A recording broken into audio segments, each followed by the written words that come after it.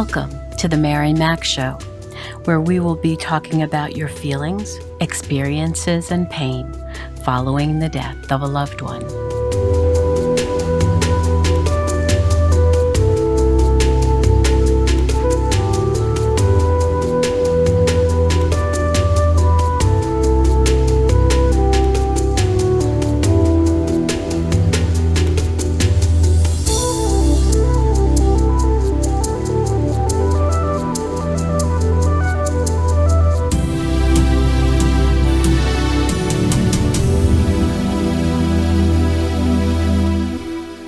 Good morning, good afternoon, good evening. Wherever you find yourself in this entire world, I welcome you.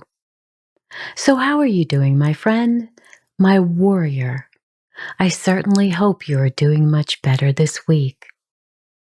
So each week, I send an email to all those on my mailing list, alerting them to the latest episode, what it's about, and to the latest blog that I've written.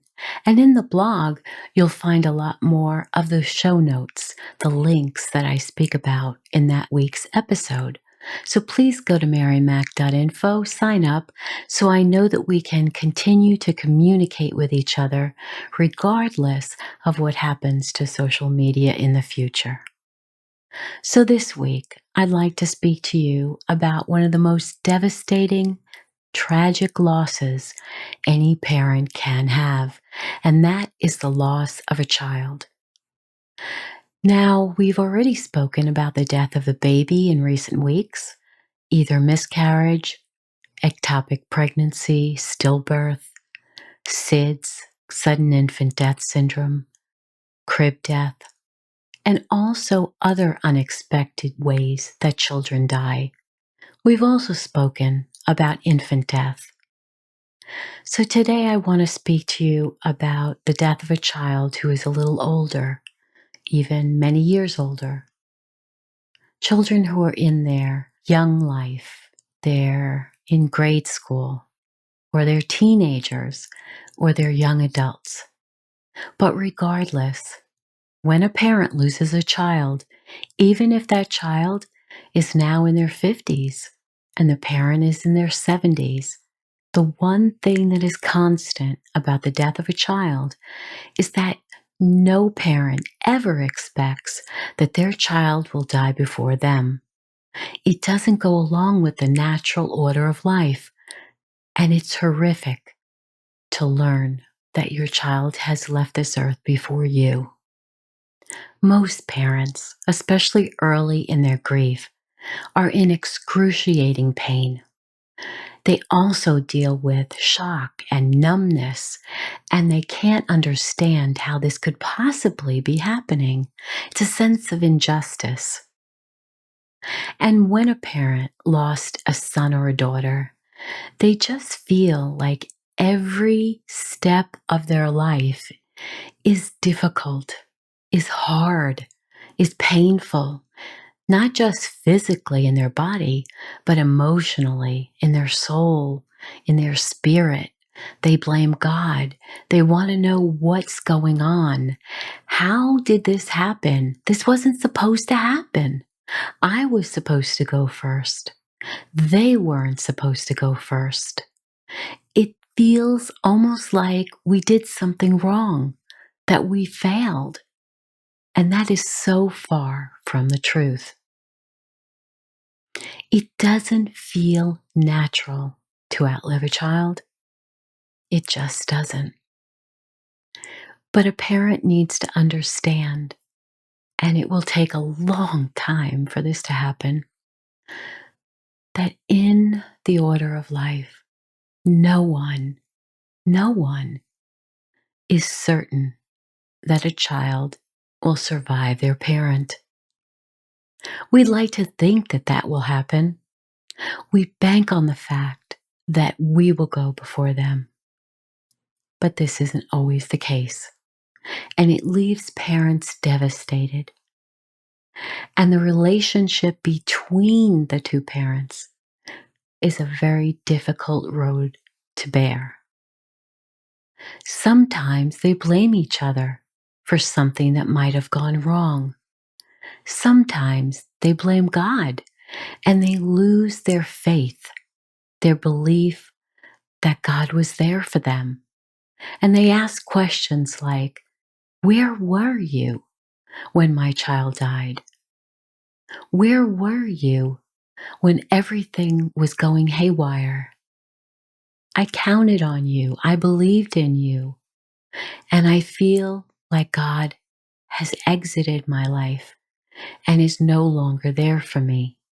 So there's a great confusion about our religion, about our faith, about our spirituality.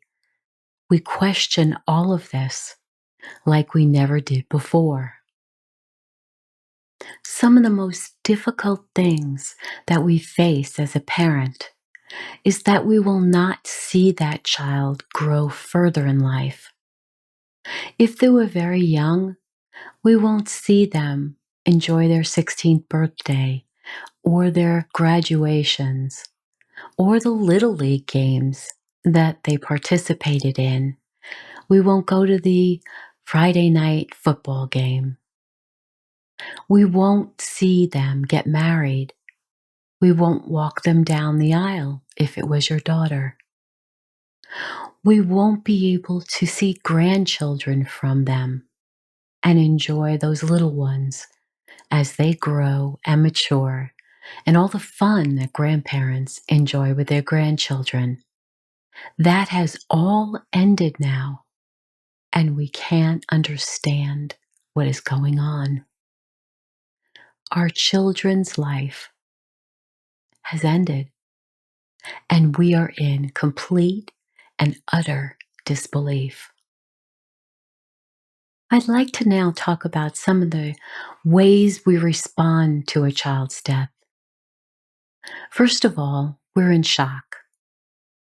We're initially numb. We are trying so hard to shield ourselves from the pain we feel, and we walk around in a bubble for a very long time. It's almost nature's way of protecting us because we are in such pain. We deny that they are dead. We expect our son or daughter to walk through that door again, to be there for dinner on Sunday afternoon, to pop in and just say, "Hey, Ma, let's have a cup of tea." But that won't happen any longer. We go through the death of our child in a what if that plays out in our mind. There are so many, what if I had done this? What if I had done that? We ask ourselves, what should I have done? What could I have done? If I had gone to visit them, if I had picked them up earlier, could things have turned out differently? And the sad part about it is, we can play that broken record forever, and we will never come up with the answer we are looking for. I remember years ago when Angela was killed. That was one of the most difficult things that would run around in my head. Why was she murdered at the age of 11? Why did this all happen to us? Why did this all happen to her, especially? I could never get that out of my mind. Could we have done anything differently? Probably not. We had no control over when her life would be over. But it made us feel horrible because we didn't. We lost control. We had no control. And that was one of the most difficult parts of grieving the death of a child. And really, grieving the death of anyone. We didn't have the control. So one day, I was listening in the background to a minister on the TV late into the night because I used to write quite a bit in the middle of the night. It was nice and quiet. And I remember them saying, if that record is going around in your head and you're trying to get the answer to something and you want to know why something happened, There are things in life we will never have the answers to as long as we're alive. And I thought about that. And she said, if you knew the answers to all your questions, then you would be God. And I really had to think about that because she was right. I didn't have the answers to everything that happened to me in my life. It used to annoy me that I didn't. And I had to come to a place where I let that be. We will never have control over everything in our life. It won't make us happy. Sometimes it will make us anxious. It will make us fearful. It will make us so angry, but we won't get the answer. And because we won't have the answer, we have to give it to the person who made us. And if you do believe in God or the Creator, there is where your answer lies. And until we die and meet our Maker, will we know the answers to all those questions? But not while we're here. We also go through a great deal of confusion. Our mind is cloudy.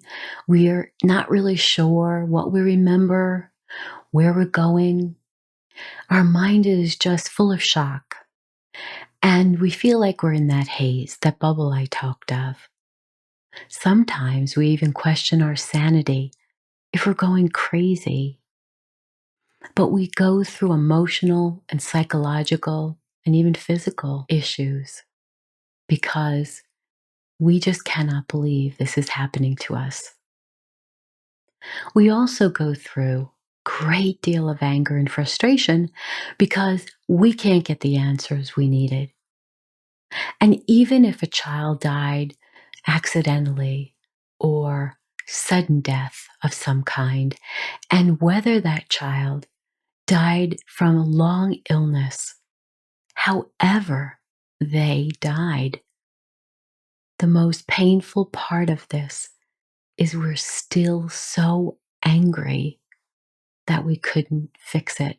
We couldn't do something to prevent it.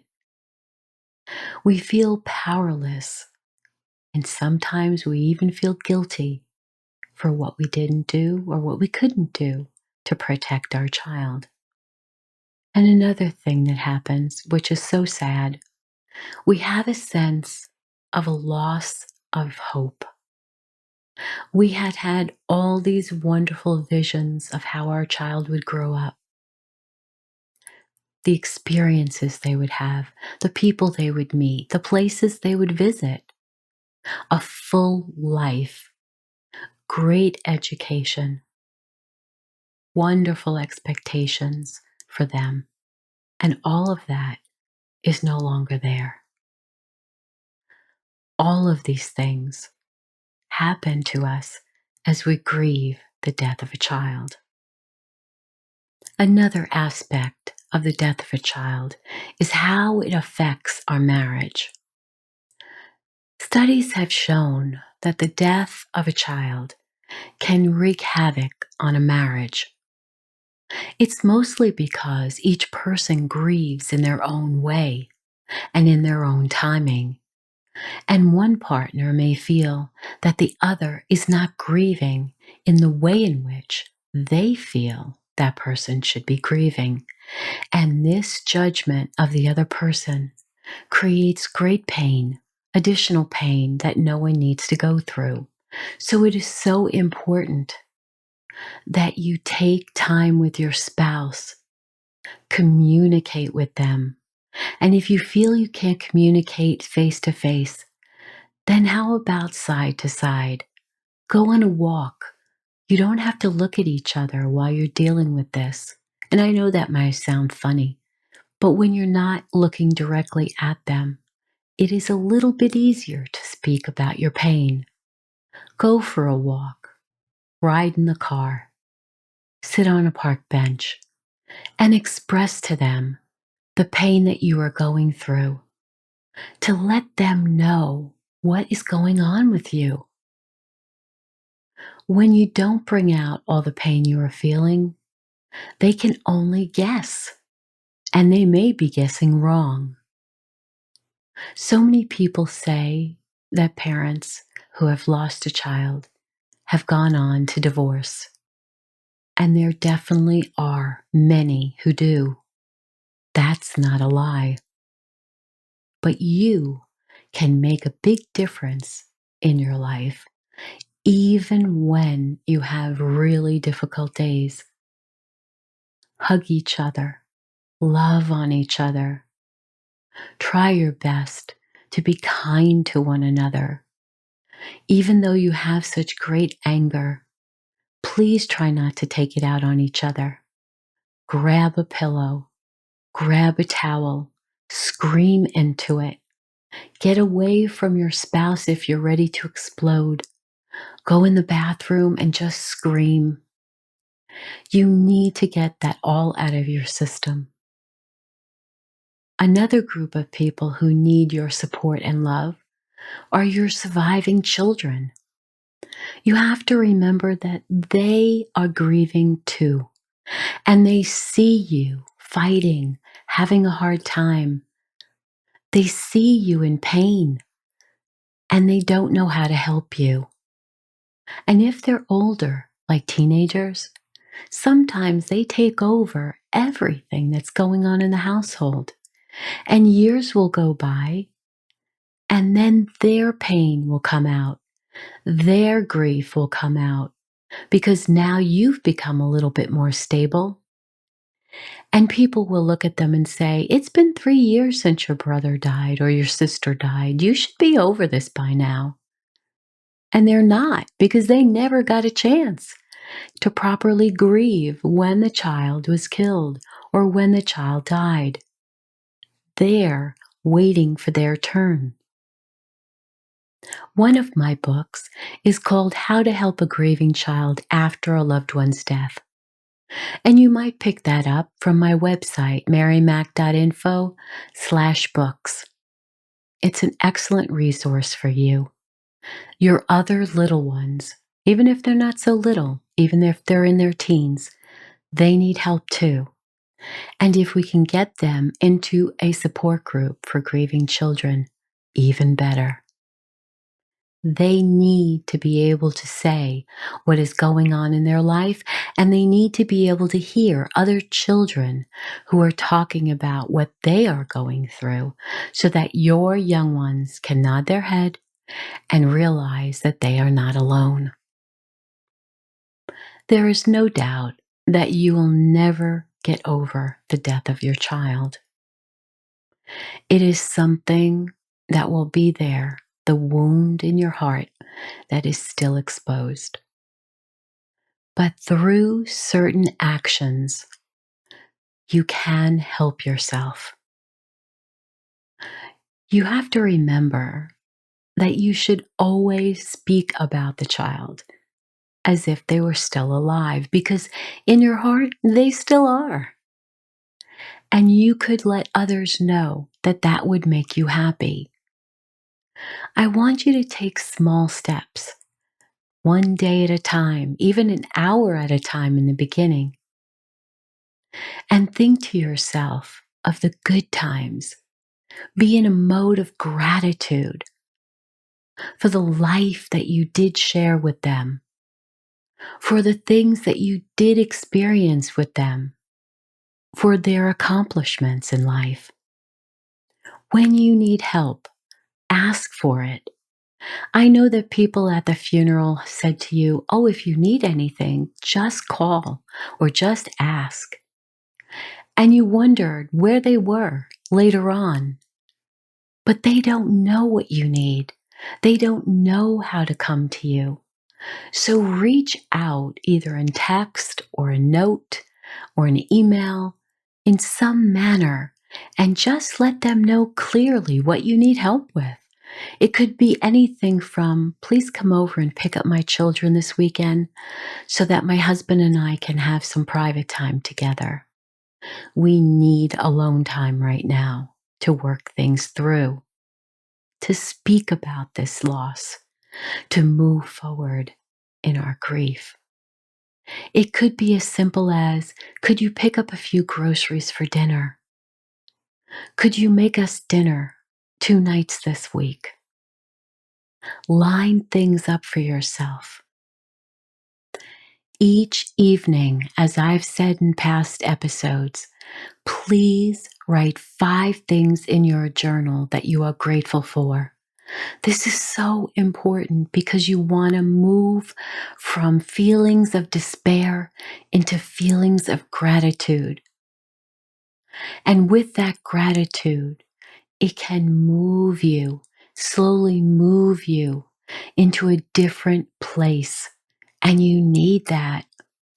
Now, in the beginning, you will feel gloom, unfortunately. You'll feel such great sadness. But if you do that every night, if you write the 5 things and your spouse writes the 5 things, and maybe the next day you will compare notes, and it will bring you just a little bit of lift in your life. Do this for yourself. You deserve it. You've been through a trauma that will last your lifetime. But how you deal with it is everything. If you isolate, if you keep yourself inside, if you abandon all your family, it will not help you. You want your younger or older children, your surviving children, especially if they're under your roof, to feel that you love them and appreciate them, and their life matters to you just as much as the child who died. Don't forget that. Keep your family intact. Keep your family close. And love each other. Show each other how you love them. Be there for each other. Do things as a family. Go to the lake or the ocean or the forest. Go out in nature. Listen to the birds. Experience all that nature provides. Lift off beautiful balloons with notes to your loved one, telling them everything you need to say, and let all of your family members do the same. Remember that nothing and no one can ever take away the love you shared with your child. No one. And nothing can take away the love they felt for you. And you will carry that within your soul and within your heart for the rest of your life. I'm sending you much love and big hugs as you move through this very difficult time in your life. Bless you, my friend.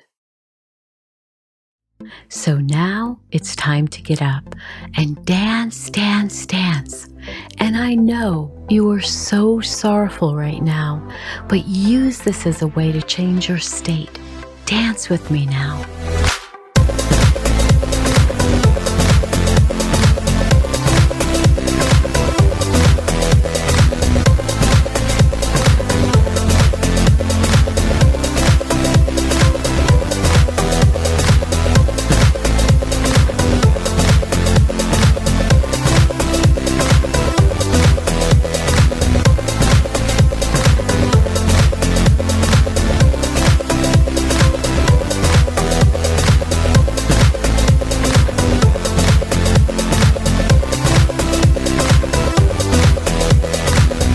Thank you for joining me today. Please remember to subscribe, rate, and review my podcast wherever you've listened to me. Write 5 things in your journal each night that you are grateful for. Don't forget to keep up with that. And do go over to marymac.info/books and pick up my book to help you with your other children who are grieving. And mostly, I want you to be happy because you deserve to. I'll speak with you again soon.